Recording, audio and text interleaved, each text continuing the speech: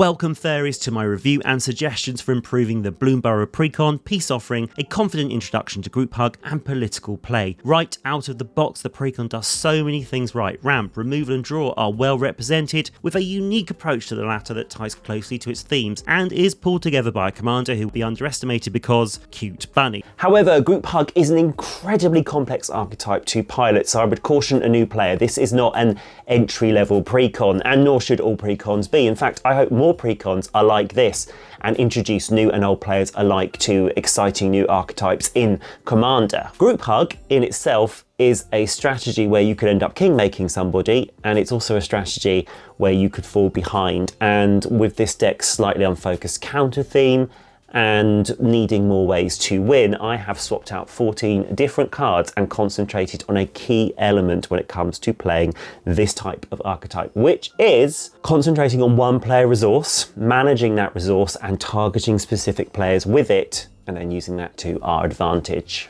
Miss Bumbleflower is complex. She's a puzzle in the zone. She's a commander who doesn't solve herself. It's incredible design. However, while she's out, we don't want to just cast one spell because that's just a free gift for one of our opponents. We want to cast two, and then we are card advantage neutral.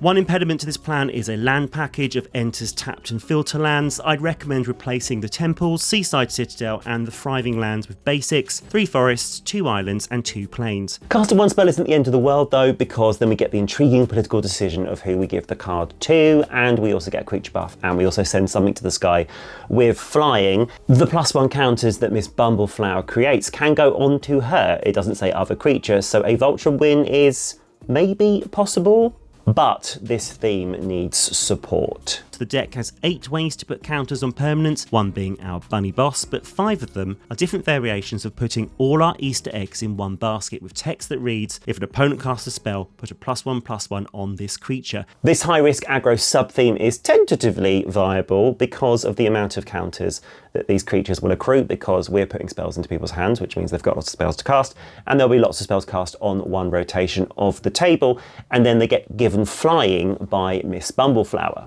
But the risk is a single target or board wipe removal blowout, so they will need to be protected with spells or shrewd negotiation, aka the politics that are this deck's MO. The other counter distributors are the 3rd chapter of Wizard class and the beautifully designed communal brewing, which asks us to make an interesting decision. This isn't a tempting offer kind of deal. You choose which opponents draw, and if you choose all 3, your future creatures enter with 3 +1/+1 counters. Let's add 2 cards to support the counter theme: Galadriel, Light of Valinor, and Glunch the Bestower. Galadriel's counter mode means we can go wide as well as tall, giving us another avenue to win, which is relevant in a Precon that includes Jarl Rail, Monvuli, Recluse, and new design, Tempt with Bunnies. Galadriel triggers on creatures, not non-token creatures entering, and that adds up fast. Add in the Precon's high-value reprint of Colonian Hydra to double those counters, and Rishkar, Pima Renegade to make them into mana dorks, and we expand our aggro options. Glunch is the poster jellyfish for group hug. Early game, give yourself the treasures to get set up. Late game, pivot between counters and draw, and enjoy opponents fawning over you and making deals for Glunch's gifts. Plus it flies, and with this strengthened theme, Simic Ascendancy and new design 20-toed Toad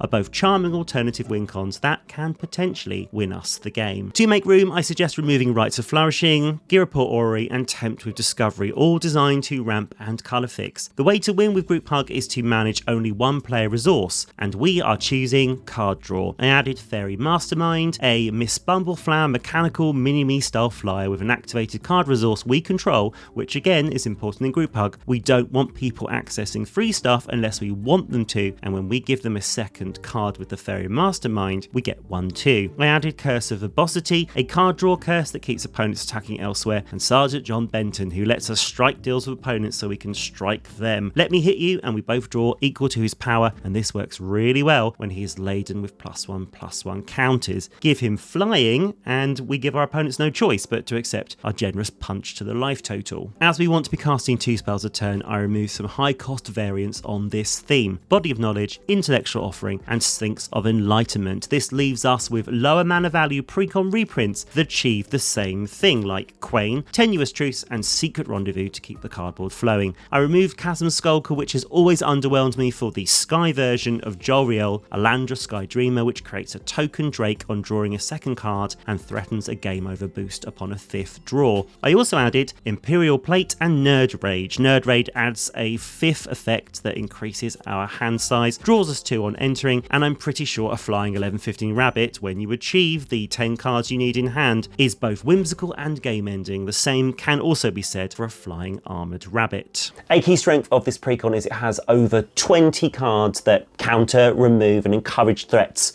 away from us, because we want everybody else to kill each other with the resources that we give them. And these new designs have incredible depth. The gift mechanic, represented by removal spell Wear Down, asks us if we want to give a card to an opponent in exchange for an extra artifact or enchantment target beyond the thirst for only 2 mana. This is an instant green staple. We don't even have to give the card to the opponent whose stuff we are destroying. It's also represented by Long River's Pull, a potential and flexible catch-all counterspell. Octomancer, a way to gift an impactful 8/8 threat and then copy-paste it to play Keep Away or to copy our Drakes or our cat tokens. And the Amazing Perch Protection, an expensive nope out instant that dramatically impacts a board you've created with political maneuvers and gifted resources. This is the purest version of Group Hug and involves careful thought about who you let get 1 turn ahead. Peerless Recycling rounds off the new gift designs. 2 mana return to if we gift a card is powerful stuff, another instant green staple. The epic new designs keep coming with the Toxic 2-bearing Bloodroot Apothecary, which gives us and another player a treasure, but they crack it and any other non-creature tokens they've built up at their peril. Sack 5, they simply died to poison, which means our upgrade inclusion of Glunch can now gleefully hand out the 3rd treasure option and opponents cannot use them. To strengthen our control plan, I removed Broken Wings and Swords to Plowshares. I wanted some spells that manage more than 1 target. I added Misleading Signpost to complement the Precon's inclusion of Illusionist Gambit and Control Combat. Ghostly Prison to tax individual attackers, alongside the Precon included Baird, Steward of Argive and an Obscuring Haze to increase no combat damage effects like the Precon Spore Frog and Riot Control. Realm Cloaked Giant gets the boot. Ain't no giants here. The deck already has Promise of Loyalty and Perplexing Test for board sweeps. Tamio also was asked to go and research in another field so we could play with some true Group Hug oddities: Spur Mage Advocate and Null Mage Advocate. Return cards to hand for political favour so we can repeatedly remove threats. Before I talk about the most painful cut to the deck, my final 2 upgrades include Wandering Archaic, which taxes instants and sorceries that we put into opponents' hands. The final upgrade suggestion is Reigns of Power, because it'll be incredible fun to swap the Eldrazi we put into their hand with